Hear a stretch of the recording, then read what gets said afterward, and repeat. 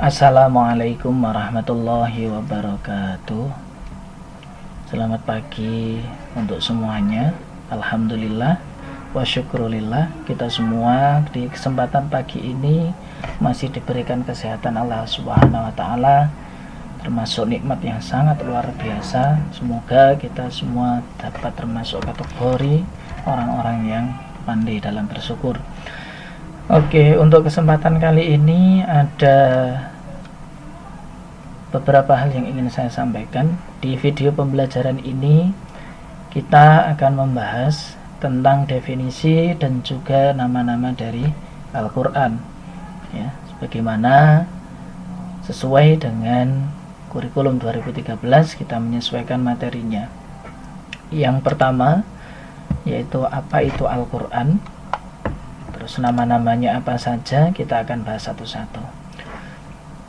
Mungkin dari anda atau kita semua pahamlah tentang apa itu Al-Quran. Tapi di sini saya akan mengutip beberapa pendapat dari ulama tentang pengertian Al-Quran itu sendiri. Oke, Al-Quran ada dua dari definisi, ditinjau dari dua istilah, yaitu dua kategori, yaitu secara bahasa dan juga secara istilah, atau lebih familiarnya pengertian secara etimologi. Yang pertama yaitu menurut Al-Hyani. Beliau berpendapat bahwa Al-Quran adalah kata benda atau masdar dari kata kerja qara'a yang memiliki arti membaca. Ya, kata kerja qara'a yang memiliki arti membaca. Dari kata ini Al-Quran bisa diartikan sebagai bacaan atau suatu yang dibaca. Sesuatu yang dibaca atau bacaan. Ya, melihat dari makna dari masdarnya. Hal ini senada dengan Quran surat Al-Qiyamah ayat 17 sampai dengan 18. Yaitu inna alaina jam'ahu wa qur'ana fa idza qara'nahu fattabi' qur'ana. Itu yang menjadikan beliau yaitu Al-Hyani memberikan definisi tentang Al-Quran secara bahasa, yaitu Al-Quran itu sendiri, yaitu yang susunan atau mustarok dari kata qara'a, atau mustaq, bukan mustarok, mustaq dari kata qara'a, atau turunan dari kata qara'a yang menjadi masdarnya yaitu Qur'anan. Terus yang kedua yaitu menurut beliau Az-Zujaj yang wafat tahun 331 Hijriah, beliau berpendapat bahwa kata Al-Quran berasal dari kata Al-Qur'u yang mengikuti susunan pola wazan fu'lanun, ya, yang memiliki arti al-jam'u, yaitu kumpulan. Argumen ini dikarenakan bahwa Al-Quran terdiri, menurut beliau, Al-Quran itu terdiri dari surat, ayat yang memuat kisah, perintah, dan juga larangan. Pendapat ini juga didasarkan pada karena Al-Quran itu mengumpulkan intisari dari kitab-kitab terdahulu, maka beliau berpendapat bahwa Al-Quran memiliki makna al-jam'u. Terus yang ketiga yaitu menurut Al-Fara'. Beliau berpendapat bahwa Al-Quran itu lafadznya dari kata qara'in yang merupakan bentuk jamak dari qarinah.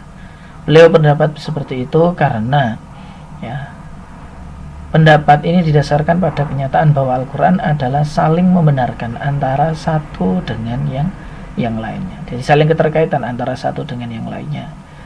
Maka memiliki arti petunjuk ataupun indikator. Itu karena memang pada dasarnya Al-Quran antara satu ayat dengan yang lain itu saling membenarkan dan tidak saling bertentangan. Terus yang selanjutnya menurut Al-Asy'ari, beliau wafat tahun 324 Hijriah. Beliau berpendapat bahwa Al-Quran berasal dari kata korona yang memiliki arti menggabungkan sesuatu dengan yang lain. Kata ini lalu dijadikan sebagai nama kumpulan wahyu yang diturunkan kepada Nabi Muhammad. Ya, pendapat ini juga didasarkan pada kenyataan bahwa surat, ayat, dan huruf dalam Al-Quran ini saling beriringan dan saling bergabung antara satu dengan yang lainnya. Terus yang unik ini dia yang terakhir ini menurut beliau Asy-Syafi'i ini mungkin agak berbeda dengan imam-imam yang lain seperti Al-Hyani, Az-Zujaj ataupun Al-Asy'ari, Al-Fara'. Beliau berpendapat bahwa Al-Quran ini isim alam, jadi bukan turunan bukan turunan. Bukan turunan dari kata lain. Ya memang isim alam ya memang nama. Jadi tidak ada turunan atau mustaq dari kalimat lain, itu tidak ada. Jadi memang tidak mustaq dari kalimat yang lain. Ya, beliau berpendapat bahwa Al-Quran adalah isim alam, bukan mustaq. Sebagaimana kitab Injil, Zabur, dan Taurat, ya memang itu kitab Al-Quran. Al-Quran adalah nama kitab yang diturunkan khusus kepada Nabi Muhammad, tidak ada yang lain. Sebagaimana yang tadi Injil, Zabur, juga Taurat. Itu adalah pendapat beberapa ulama tentang definisi Al-Quran secara etimologi. Terus yang selanjutnya, dari sisi secara terminologi atau istilah keilmuan, ada 3 pendapat di sini, yaitu Syekh Khuduri Baik, Subhi Soleh, dan juga Muhammad Abduh. Ini ketiga yang paling familiar sesuai dengan buku panduan. Sebenarnya ada pendapat-pendapat dari yang lain, ulama-ulama yang lain, mungkin nanti bisa dikomparasikan atau dibandingkan dengan pendapat-pendapat yang lain.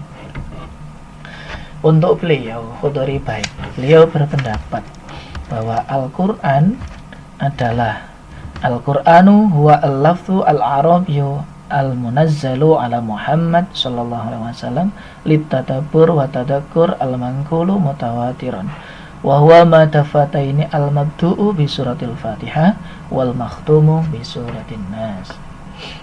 Jadi beliau berpendapat bahwa Al-Quran adalah lafal yang berasal dari bahasa Arab, atau Al-Quran adalah lafal berbahasa Arab yang diturunkan kepada Nabi Muhammad untuk ditadabbur atau dipelajari dan juga diingat isinya. Jadi tidak hanya bacaan, tapi untuk dipelajari dan juga diingat isinya, yang disampaikan secara mutawatir, yang tertulis dalam mushaf, yang diawali dengan suratul Fatihah dan juga diakhiri dengan surat An-Nas. Beliau berpendapat seperti itu. Terus pendapat yang kedua, yaitu dari beliau Subhi Soleh, yang berpendapat bahwa Al-Quran adalah Al-Qur'anu huwa al-kitabu al-mu'jizu al-munazzalu ala nabi sallallahu alaihi wasallam al-maktubu fil maswahibi al-manqulu alaih bitawatur al-muta'abbadu bitilawatihi. Yang paling menonjol dan paling menarik dari pendapat Subhi Soleh adalah Al-Quran adalah kalam yang diturunkan kepada Nabi Muhammad, tertulis dalam mushaf, terus diriwayatkan secara mutawatir, dan yang membacanya mendapatkan pahala. Jadi ya, kalau yang ini hampir sama lah, kalam yang diturunkan Nabi Muhammad, tertulis di mushaf, dan cuman beliau menambahi bahwa yang membacanya termasuk bernilai ibadah atau pahala. Itu menurut beliau Subhi Soleh. Terus yang selanjutnya yaitu menurut Muhammad Abduh, beliau berpendapat bahwa Al-Quran adalah Al-Kitabu wa Al-Quranul Al-Maktubu fil Masahif Al-Mahfudu fi suduri man ana bihifdihi minal muslimin. Beliau berpendapat bahwa kitab Al-Quran adalah bacaan yang tertulis di dalam mushaf, yang dipelihara dalam dada hati orang-orang yang menjaganya dengan menghafalnya, yakni orang-orang Islam. Jadi yang paling menonjol ini, beliau berpendapat bahwa Al-Quran memang dijaga lewat hafalan-hafalan. Kalau kita menelisik sekarang, banyak sekali anak-anak yang semangat untuk menghafal Al-Quran. Bahkan kalau kita mungkin akumulasi di seluruh dunia ini, mungkin setiap tahunnya ada jutaan anak, jutaan orang yang sudah selesai dalam menghafal Al-Quran. Ini berkat rahmat Allah Subhanahu wa Ta'ala. Jadi memang menjaganya, dengan adanya kemungkinan seperti itu untuk diselewengkan Al-Quran itu menjadi minim. Terus yang selanjutnya yaitu nama-nama Al-Quran. Yang pertama ada Al-Quran itu sendiri, yaitu Al-Quran hal ini sesuai dengan surah Al-Baqarah, yaitu ayat 185 yang berbunyi Syahrul Ramadan alladzi unzila fil Qur'an hudal linnasi wa bayyinatin minal huda wal furqan. Di sini ada kata-kata Al-Quran. Ya, ini yang menjadi latar belakang atau menjadi dasar pendapat bahwa Al-Quran itu ya namanya Al-Quran. Yang kedua yaitu Al-Kitab. Nama lain dari Al-Quran yaitu Al-Kitab. Hal ini senada dengan apa yang dibunyikan dalam Al-Quran, yaitu nazzala 'alaikal kitaba bil haqqi musaddiqan lima baina yadayhi wa anzala at-taurata wal injil, dalam surat Ali Imran ayat 3. Di sini ada kata-kata Alkitab. Ini yang menjadi dasar hukum atau rujukan para ulama mengatakan bahwa Al-Quran nama lainnya adalah Alkitab. Terus yang selanjutnya yang ketiga yaitu Al-Furqan, yang memiliki arti pembeda antara yang hak dengan yang batil. Hal ini senada dengan Quran surat Al-Furqan ayat 1, Tabarakalladzi nazzalal furqana ala 'abdihi liyakuna lil 'alamin nadhira. Bisa kita lihat di sini ada lafal Al-Furqan yang memiliki makna Al-Qur'an. Ahli tafsir menamakan Al-Furqan adalah Al-Qur'an. Maka dari itu kita bisa lihat bahwa Al-Furqan termasuk juga kategori dari nama lain dari Al-Qur'an. Yang selanjutnya yaitu yang keempat, Az-Zikr, artinya mengingat.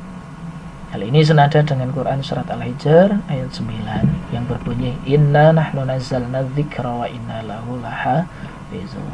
Sesungguhnya kamilah yang menurunkan Al-Qur'an. Ya, di sini Al-Dzikr di situ adalah Al-Qur'an, dan sesungguhnya kami yang benar-benar memeliharanya.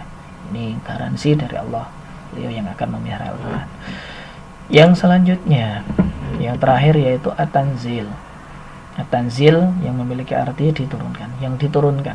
Hal ini senada dengan Quran surah Asy-Syu'ara ayat 192 yang berbunyi wa innahu latanzilu rabbil alamin. Dan sesungguhnya Al-Qur'an, jadi kata-kata latanzilu di sini dimaknakan Al-Qur'an. Ini benar-benar diturunkan oleh Tuhan semesta alam. Jadi kita lihat kata At-Tanzil. Maka dari di sini bisa kita lihat bahwa pengertian atau nama lain dari Al-Qur'an adalah At-Tanzil. Oke, seperti itu yang bisa saya sampaikan untuk video pembelajaran kali ini. Mungkin ada beberapa pendapat dari ulama-ulama lain kaitannya dengan baik dari segi bahasa ataupun istilah. Ya, monggo nanti bisa ditambahi di komentar dan seterusnya. Cukup sekian dari saya. Apabila ada kesalahan, mohon maaf yang sebesar-besarnya. Assalamualaikum warahmatullahi wabarakatuh.